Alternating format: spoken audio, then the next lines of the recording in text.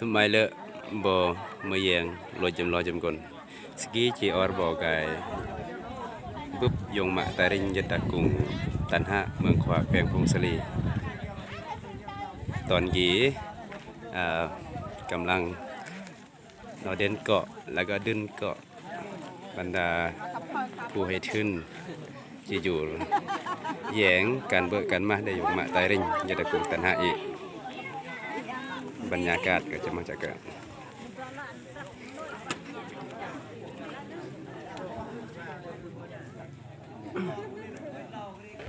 แยงโดยรวม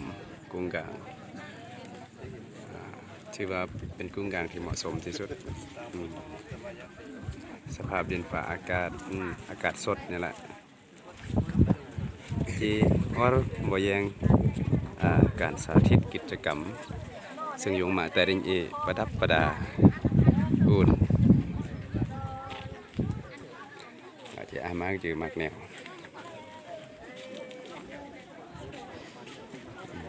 อย่างตามอย่างนี้หัตถกรรมพื้นบ้าน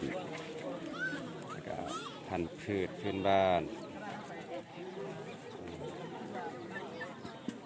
แล้วก็เบียร์กมหูตุตลอยกันสัลมักแนงซาลีที่ว่าหนอกะเกียมอุ่นแล้วก็โลกเอียร์ยางเอียร์เอียร์กำลังกระดองจุบในนี่มาโลกเอียร์กระดองนะเต็มนึกเอียร์อะไรแกมันตัวเล็กขนาดมาควายโตรล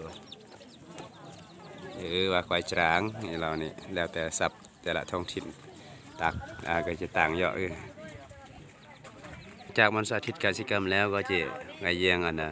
มวลสาธิตศูนย์เรียนรู้โภชนาการจะซึ่งมากยืมมากแนวที่ว่านอสอูนยินเรามาเปล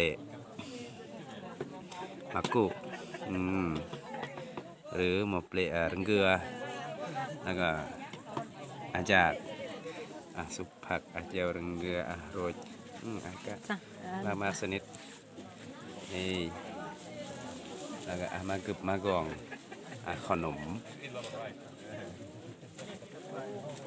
อันไปยังเรื่อยๆนะจะมาข้าวเปียกจะมาขนมซึ่งแตงมาเปลมปีร์แต่เปลมปีร์แต่ขนมอยู่กว่านี่10,000อยู่นี่4,000อยู่นี่มันบนจุดแล้วก็อาการโซมากึบมากองแต่ยองอากีก็เป็นสิ่งมาที่เมื่อโภชนาการมากๆที่มาแล้วคุณประโยชน์ต่อรอลำอากีเป็นเลข2หรือว่ากลุ่มซึ่งมาแล้วก็คุณประโยชน์ต่อรอลำแล้วนี้แล้วก็จะเปลมัดคอหรือว่าเปลจัลเตแล้วก็ทางอาจากมากสนิทเปลมปีร์การประดับประดาแล้วก็จะเปลมปอร์นี่หมดอะไรยีดปลาตะแกรงเองกินมาอมกลเมะที่บาเบือนแปะหูกายแล้วก็ขนมมีเตียงขนมมีบางเตียงดาเตะควายยวนลำดังไปโตรลแล้วก็เป่าหนึ่งเขาหลายคนเจ้าเตียงเป็นขนมแห้วแล้วก็เนี่ยอย่างที่หลังจากคนจะปลาเลยเกี่ยมทั้งย่างกับปลาแล้วก็มอบใหญ่นะเด็กเนี่ยหลังจากนี้จันไปอย่างบรรยากาศวันต่างประเทศโอ้ยงสัง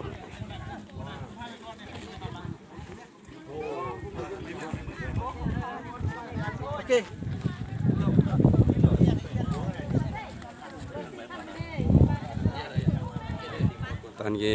ยงมาแต่ริงกำลังที่ยอดเป็นแถวเพื่อต้อนรับผู้แทนแบบเหมือนผู้ให้ทึนนี่แหละเปียนเอาเมียมาเ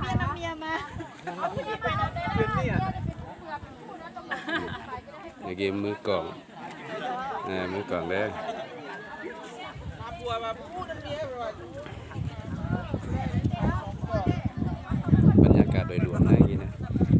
ke bawah nih.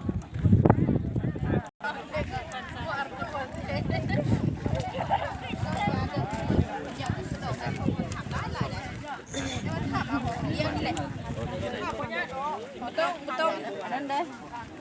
Ya, betul.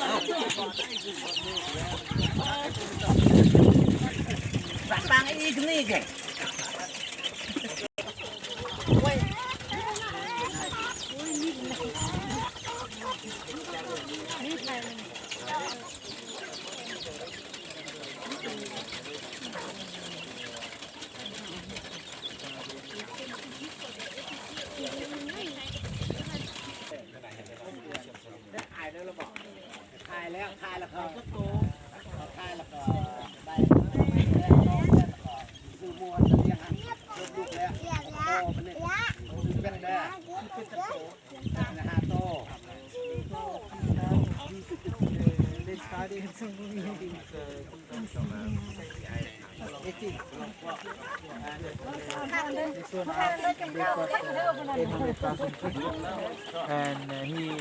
invests more, so he bought one pig. Yeah, and now he got 6 pigs. And he also bought 5 ducks. Yes, so the money is like they start a little bit small, and then he invests a pig, he invests 4 ducks now. Chicken, because there were chicken, they sell chicken. Yes. No. The money from chicken raising. Okay. แต่ตอนต้นนี่เพิ่นเอามาให้จักโต เขาให้เงินเรา นั่นแหละไปซื้อได้จักโต คือ ตัวประมาณ หลายคน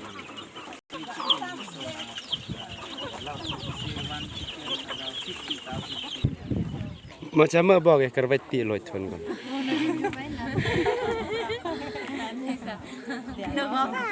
Var lagi kerveti. Ogoin kervetang nang ni ke jur ke. Men ya le. Ogar sing banat yo deh.